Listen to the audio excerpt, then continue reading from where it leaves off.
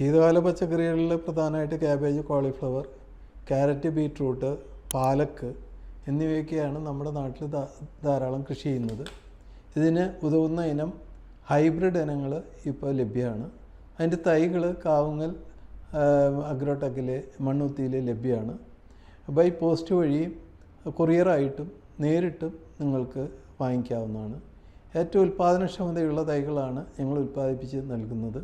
ശാസ്ത്രീയമായ രീതിയിൽ തൈകൾ ഉൽപ്പാദിപ്പിക്കുന്ന രീതിയാണ് ഇവിടെ അവലംബിച്ചിട്ടുള്ളത്.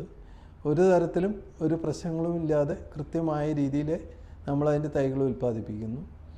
ഈ കേരളത്തിന് അനുയോജ്യമായ ഇനങ്ങൾ മാത്രമേ ഞങ്ങൾ അതിൻ്റെ തൈകൾ ഉൽപ്പാദിപ്പിക്കുന്നുള്ളൂ.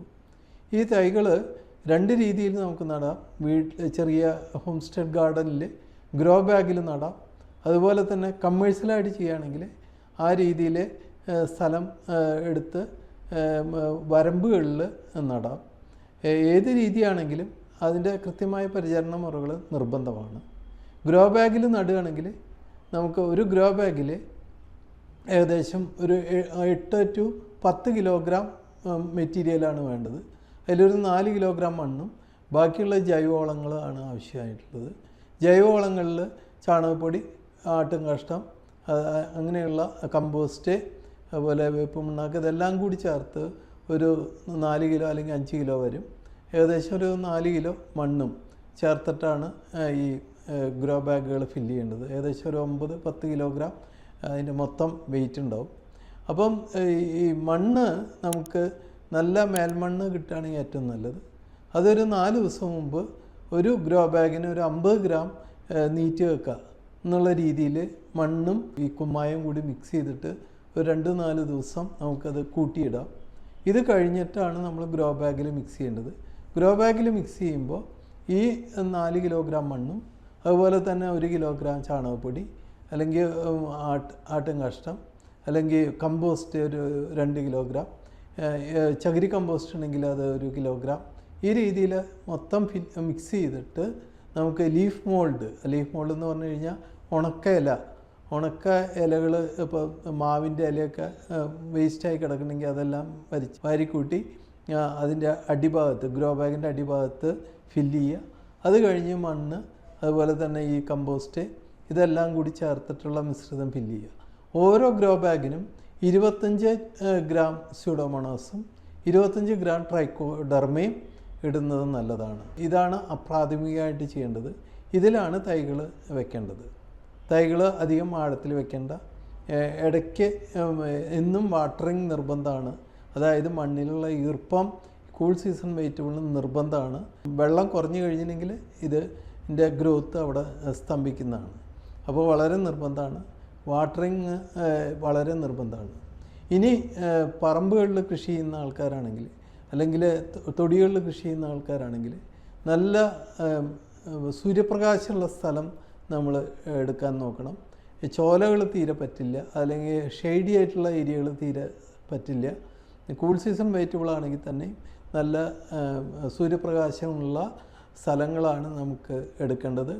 ഇതിൽ ഏകദേശം ഒരു 40 സെൻറ്റിമീറ്റർ ഉയരം, ഒരു 30-35 സെൻറ്റിമീറ്റർ വിട്ടുള്ള താവരണകൾ അല്ലെങ്കിൽ ബണ്ടുകൾ നമ്മൾ ഉണ്ടാക്കുകയാണ്.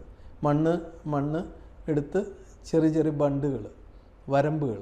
ഈ വരമ്പുകളിൽ ഏകദേശം 60 സെൻറ്റിമീറ്റർ വിട്ട് ഉള്ള സ്ഥലങ്ങളിലാണ് തൈകൾ വെക്കേണ്ടത്. ഇപ്പോൾ ഈ കൂൾ സീസണിൻ്റെ എല്ലാ തൈകളും 60 സെൻറ്റിമീറ്റർ വിട്ടിട്ടാണ് വെക്കേണ്ടത്. 20 സെൻറ്റിമീറ്റർ ആഴത്തിലാണ് തൈകൾ വെക്കേണ്ടത്. അപ്പോൾ തൈകൾ വെക്കുന്ന ആ സമയത്ത് അതിന് മുമ്പായിട്ട് തന്നെ ഈ ബണ്ടിൽ ആവശ്യമായിട്ടുള്ള കുമ്മായം, ഒരു ചെടിക്ക് ഒരു 50 ഗ്രാം മിനിമം കുമ്മായം ആവശ്യമാണ്. അപ്പോൾ തൈ വയ്ക്കുന്ന ആ സ്ഥലത്ത് തന്നെ കുമ്മായിട്ട് മണ്ണൊന്ന് ഇളക്കിയിടുക. അങ്ങനെ 60 സെൻറ്റിമീറ്റർ ഗ്യാപ്പ് ഇട്ടിട്ട് തൈകൾ വയ്ക്കുമ്പോൾ ആ ഭാഗത്ത് തന്നെ കുമ്മായിട്ടിട്ട് വയ്ക്കുക. ഒരു 2-4 ദിവസം കഴിഞ്ഞാൽ നേരത്തെ പറഞ്ഞ പോലെ ചകിരി കമ്പോസ്റ്റും വെർമി കമ്പോസ്റ്റ് അല്ലെങ്കിൽ ചാണകപ്പൊടി ഇതെല്ലാം ചേർത്തിട്ടുള്ള മിശ്രിതം ഈ തൈ വയ്ക്കുന്ന സ്പോട്ടിൽ തന്നെ ഇടുക. 25 ഗ്രാം സ്യൂഡോമോണാസ്, 25 ഗ്രാം ട്രൈക്കോഡെർമയും അതിൻ്റെ കൂടെ ചേർക്കുന്നത് നല്ലതാണ്. ചീച്ചൽ രോഗം വരാൻ സാധ്യതയുണ്ട്. അതിനെതിരെ ഏറ്റവും ഫലപ്രദമായി ഉപയോഗിക്കാവുന്ന ജൈവ കുമിൾനാശിനികളാണ് ഇവ. ഇനി ജൈവ കുമിൾനാശിനി വേണമെങ്കിൽ നമുക്ക് ഇത് വെച്ച് കഴിഞ്ഞിട്ട് മറ്റേ ബാവസ്റ്റിൻ എന്ന് പറഞ്ഞിട്ടുള്ള ഒരു മരുന്ന് വാങ്ങിക്കാൻ കിട്ടും. ബാവസ്റ്റിൻ ഒരു ഫംജിസൈഡാണ്. 2 ഗ്രാം 1 ലിറ്റർ വെള്ളത്തിൽ കലക്കിയിട്ട് കുറേശ്ശെ മറ്റേ ചെടികളുടെ കടക്കിൽ ഒഴിച്ചു കൊടുക്കുന്നത് നല്ലതാണ്.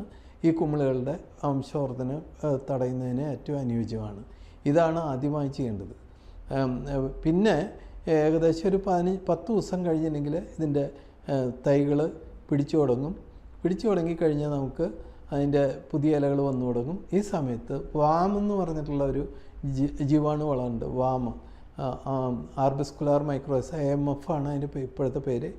ആർബിസ്കുലാർ മൈക്രോറൈസ ഫംഗസ് അതിൻ്റെ വേര് പടലം നല്ല ഗ്രോത്ത് കിട്ടാൻ വേണ്ടി ഉപയോഗിക്കുന്ന ഒരു ജീവാണു വളമാണ് വാം. ആ വാം പൊടി രൂപത്തിൽ വാങ്ങിക്കാൻ കിട്ടും, അല്ലെങ്കിൽ ലിക്വിഡ് രൂപത്തിൽ വാങ്ങിക്കാൻ കിട്ടും. പൊടി രൂപത്തിലാണെങ്കിൽ ഒരു ചെടിക്ക് ഒരു 10 ഗ്രാം വീതം കുറച്ച് വേപ്പുണ്ണാക്ക് മിക്സ് ചെയ്തിട്ട് ഇടേണ്ടത് നല്ലതാണ്. എല്ലാ ചെടികളുടെ ചുവട്ടിൽ കൊടുത്ത് ഒന്ന് മണ്ണ് ഇളക്കി കൊടുക്കണം. ഈ കൂൾ സീസൺ വെയിറ്റുള്ള ഏറ്റവും പ്രധാനപ്പെട്ട കാര്യം എന്ന് പറഞ്ഞാൽ ഒരു 15 ദിവസം കൂടുമ്പോൾ ഇടയ്ക്കൊന്ന് മണ്ണ് ഒന്ന് ഇളക്കി കൊടുക്കുന്നത് വളരെ എഫക്റ്റീവാണ്. അതായത് മണ്ണിലുള്ള എയറേഷൻ എന്ന് പറഞ്ഞാൽ ധാരാളം വായുസഞ്ചാരം ലഭിക്കുന്നതിനും അതിൻ്റെ റൂട്ടുകൾ കൃത്യമായി വളരുന്നതിനും മണ്ണ് നമ്മൾ ഇളക്കി കൊടുക്കുന്നത് നല്ലതാണ്. ഒരു കാരണവശാലും ജലസേനം കുറയ്ക്കരുത്. സ്ഥിരമായിട്ട് ജലസേനം നടത്തിക്കൊണ്ടിരിക്കണം. ജലസേനം കുറഞ്ഞു കഴിഞ്ഞിട്ടുണ്ടെങ്കിൽ ഈ ഗ്രോത്തിന് അത് എഫക്റ്റ് ചെയ്യും. നമ്മുടെ നാട്ടിൽ തീരെ മഞ്ഞ് വളരെ കുറവാണ്. അതുകൊണ്ട് തന്നെ ജലസേനത്തിന് വളരെ പ്രാമുഖ്യമുണ്ട്. മണ്ണ് എപ്പോഴും നനഞ്ഞു കിടക്കുകയാണ് കൂൾ സീസൺ വെജിറ്റബിളിന് ഏറ്റവും അത്യന്താപേക്ഷിതമായിട്ടുള്ളത്. പിന്നെ ഇതിൻ്റെ മുഖ്യമായിട്ടുള്ള ജൈവവളം തന്നെയാണ് മുഖ്യമായിട്ട് കൊടുക്കേണ്ടത്. എന്നിരുന്നാലും ചെറിയ തോതിൽ കുറച്ച് രാസവളം കൊടുക്കുന്നത് നല്ലതാണ്. ഒരു 20-25 ദിവസം കഴിയുമ്പോൾ നമുക്ക് വെജിറ്റബിൾ മിക്സർ അല്ലെങ്കിൽ പൊട്ടാഷ് തന്നെ കൊടുത്താലും മതി. ഒരു ചെടിക്ക് 10 gram 15 gram potash 10 to 15 gram potash ഇട്ട് കൊടുക്കുന്നത് നല്ലത്. ഗ്രോത്ത് കുറവാണെങ്കിൽ നമുക്ക് മറ്റേ സ്പ്രേ ചെയ്യുന്ന വളങ്ങളുണ്ട്. പ്രത്യേകിച്ച് 19 എന്ന് പറഞ്ഞിട്ടൊരു വളമുണ്ട്. നല്ല ഗ്രോത്ത് കിട്ടാൻ ഏറ്റവും അനുയോജ്യമായിട്ടുള്ളതാണ്. 5 ഗ്രാം 1 ലിറ്റർ വെള്ളത്തിൽ കലക്കിയിട്ട് 19 നമുക്ക് സ്പ്രേ ചെയ്യാം.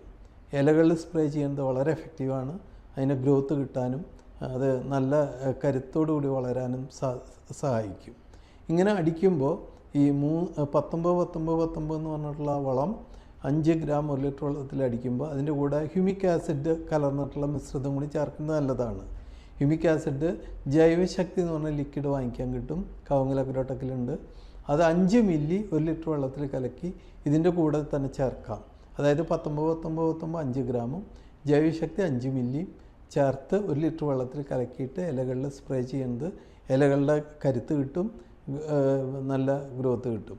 പിന്നെ ചില തെറ്റായ ധാരണയുണ്ട്, കുറച്ച് കഴിഞ്ഞിട്ടുണ്ടെങ്കിൽ ഇതെല്ലാം ക്യാബേജിൻ്റെ ഇലകൾ മുഴുവൻ കൂട്ടി മടക്കി വെക്കണം, എന്നാലേ ക്യാബേജ് ഫോം ചെയ്യുള്ളൂ എന്നുള്ളത് ഒരിക്കലുമല്ല. അതിൻ്റെ കൃത്യമായ ആ സമയത്ത് തന്നെ ഒരു 45 ദിവസമൊക്കെ കഴിഞ്ഞിട്ടുണ്ടെങ്കിൽ 45-50 ദിവസത്തിനുള്ളിൽ തന്നെ അതിൻ്റെ ഫോം ചെയ്യൽ തുടങ്ങും. ക്യാബേജിൻ്റെ ആ ബോള് ഫോം ചെയ്യും. അതിന് നമ്മൾ പ്രത്യേകിച്ച് ഒന്നും ചെയ്യേണ്ട. അത് കൃത്യമായിട്ട് അതിൻ്റെ ഇലകളെല്ലാം മടങ്ങി അതിൻ്റെ ബോൾ ഫോമിൽ വരും. പിന്നെ ജൈവവളം ഇടയ്ക്ക് കൊടുക്കുന്നത് വളരെ എഫക്റ്റീവാണ്. ഈ 19 ഇടയ്ക്ക് കൊടുക്കുന്നത് നല്ലതാണ്. ബോൾ ഫോം ചെയ്ത് കഴിഞ്ഞിട്ടുണ്ടെങ്കിൽ സൾഫേറ്റ് ഓഫ് പൊട്ടാഷ് എന്ന് പറഞ്ഞ വളമുണ്ട്, SOP. Sulphate of potash 5 gram 1 litre വെള്ളത്തിൽ അതിൻ്റെ കൂടെ സൊലിബർ എന്ന് പറഞ്ഞ പൊടിയുണ്ട്, ബോറോൺ. അതായത് ഗ്രോത്ത്, ഈ ബോളിൻ്റെ ഗ്രോത്ത് വലുതാക്കാൻ വളരെ എഫക്റ്റീവാണ്. അത് 2 ഗ്രാമും 5 ഗ്രാമും 2 gram sulphate of potash 5 gram Solubor 2 gram ഇത് 1 ലിറ്റർ വെള്ളത്തിൽ കലക്കിയിട്ട് ഇലകളിൽ സ്പ്രേ ചെയ്ത് കൊടുത്താൽ മതി. അതിനുള്ള ന്യൂട്രീഷനായിട്ടുള്ള ഒരു കാര്യമാണ്. ചെടികൾ നല്ല കരുത്ത് കിട്ടും. അതുപോലെ തന്നെ ഈ ക്യാബേജിൻ്റെ സൈസ് വലുതാക്കാനും നല്ല മധുരം ലഭിക്കാനും, അതായത് ക്യാബേജിന് നല്ല ടേസ്റ്റ് കിട്ടാനും വളരെ എഫക്റ്റീവായിട്ടുള്ള ഇതാണ്. ഇത് വിഷമൊന്നുമല്ല, നമുക്ക് ഉപയോഗിക്കാം. മനുഷ്യൻ്റെ ശരീരത്തിന് യാതൊരു അപകടവും ഇല്ലാത്ത സാധനമാണ്.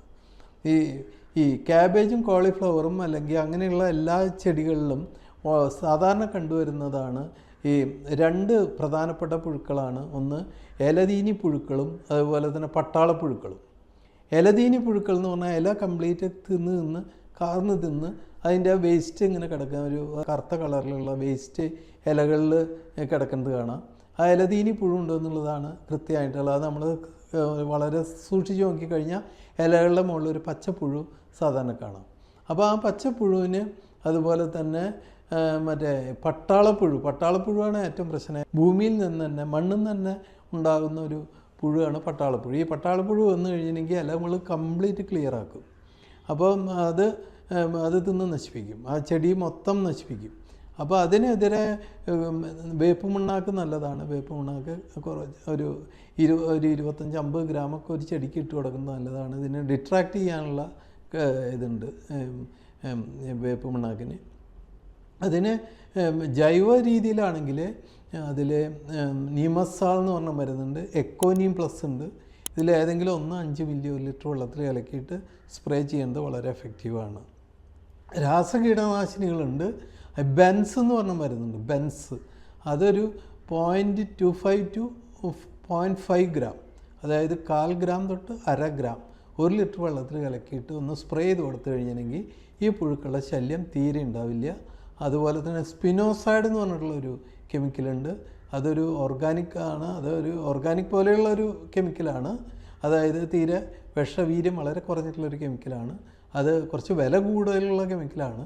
0.5 ml 1 ലിറ്റർ വെള്ളത്തിൽ കലക്കിയിട്ട് ഇലകളിൽ സ്പ്രേ ചെയ്ത് കൊടുക്കുന്നതും ഈ കീടങ്ങളെ വലിയൊരു പരിധിവരെ മാറ്റുന്നതിന് സഹായിക്കും.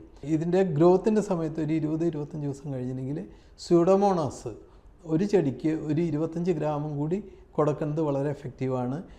കരിച്ചൽ അല്ലെങ്കിൽ ഇല കട ചെയ്യണ രോഗങ്ങളോ ഇല കരിച്ചൽ രോഗങ്ങളോ വരാൻ സാധ്യതയുണ്ട്. കടക്കിലിടുന്നത് നല്ലതാണ്. ഇടയ്ക്കൊന്ന് സ്പ്രേ ചെയ്ത് കൊടുക്കുന്നത് നല്ലതാണ്. ലിക്വിഡ് സ്യൂഡോമോണാസ് ആണെങ്കിൽ 5 മില്ലി 1 ലിറ്റർ വെള്ളത്തിൽ കലക്കിയിട്ട് ഇലകളിൽ സ്പ്രേ ചെയ്ത് കൊടുക്കുന്നതും വളരെ എഫക്റ്റീവാണ്. ഇതെല്ലാം പ്രാഥമികമായി ചെയ്യാവുന്നതാണ്. അപ്പോൾ ഈ രീതിയിൽ നമ്മൾ വലിയ അപകടമുള്ള കീടങ്ങളൊന്നും സാധാരണ രീതിയിൽ വരാറില്ല. ഈ രീതിയിൽ നമ്മൾ ചെറിയ പരിചരണം കൊടുത്താൽ തന്നെ നല്ലൊരു ക്രോപ്പ് കിട്ടും. പക്ഷേ ഈ കൂൾ സീസൺ ഏറ്റവുമുള്ള പ്രത്യേകത എന്ന് പറഞ്ഞാൽ ഒറ്റ ക്രോപ്പ് മാത്രമേ കിട്ടുള്ളൂ.